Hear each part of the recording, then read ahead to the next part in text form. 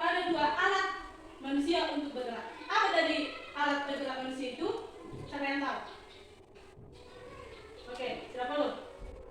Dan pasif. Ya, alat gerak pasif dan alat gerak aktif. Nah, alat gerak aktif yaitu disebut seperti atau disebut dengan otot. Nah, otot adalah jaringan di dalam tubuh manusia yang dapat berkontraksi atau mengerut atau relaksasi atau menendur. Fungsi ototnya sebagai alat gerak aktif untuk membantu tulang agar dapat bergerak. Jadi otot itu berfungsi untuk membantu tulang dapat bergerak. Nah, jadi yang kedua alat gerak pasif atau tulang. Nah, tulang adalah rangka yang tersusun membentuk tubuh manusia maupun hewan. Jadi dengan ada otot dan tulang maka manusia dapat bergerak. Nah, jadi dalam alat gerak pasif jenis otot ada berapa?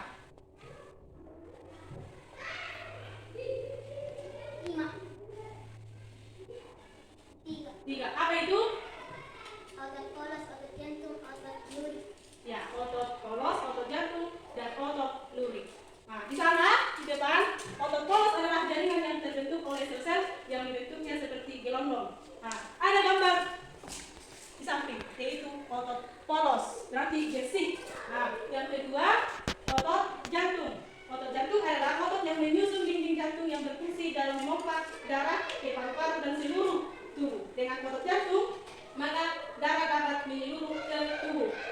Yang ketiga yaitu otot lurik, disebut juga otot rangka karena otot terdapat pada rangka tubuh manusia. Nah, dari 3 otot berbeda bentuknya, otot polos, otot jantung, dan otot lurik. Nah, yang kedua alat gerak pasif. Macam-macam dari tulang ada berapa? Ada 3. Apa itu? tulang kepala, tulang badan, dan tulang anggota tubuh. Ya. Nah, jadi alat gerak pasif dapat berfungsi untuk menegakkan tubuh menjadi lurus agar melindungi organ-organ tubuh yang penting seperti jantung, paru-paru. Nah, jadi macam tulang ada 3. Rangka kepala. Rangka kepala berfungsi untuk melindungi otak dan membentuk struktur wajah manusia. B. Rangka badan adalah sekumpulan tulang yang menentukan bentuk tubuh manusia. Nah, dari gambar tersebut ada gambar dari rangka badan, yaitu 1. Tulang belakang, tulang rusuk, tulang dada, tulang belang punggung.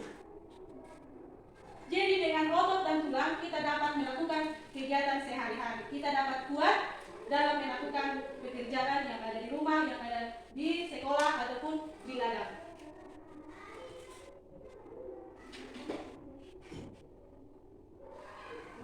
Tiga. Ya. Oke, jadi untuk mengetahui dari tentang organ pada makhluk hidup, kita bentuk 2 kelompok dan kita mengerjakan yang di depan, mencari ide pokok tentang organ pada manusia. Satu kelompok terdiri dari 3 orang.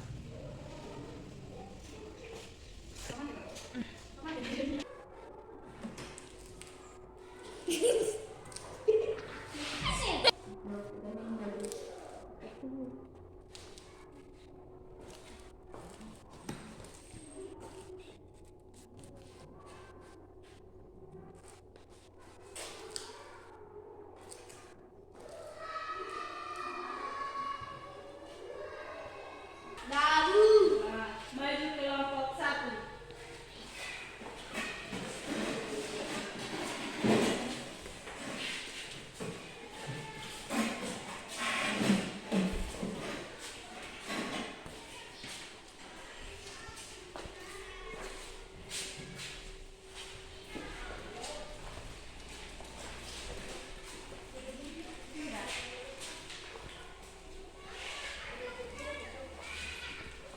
Kelompok 1. Nama Celia Amalia Erika.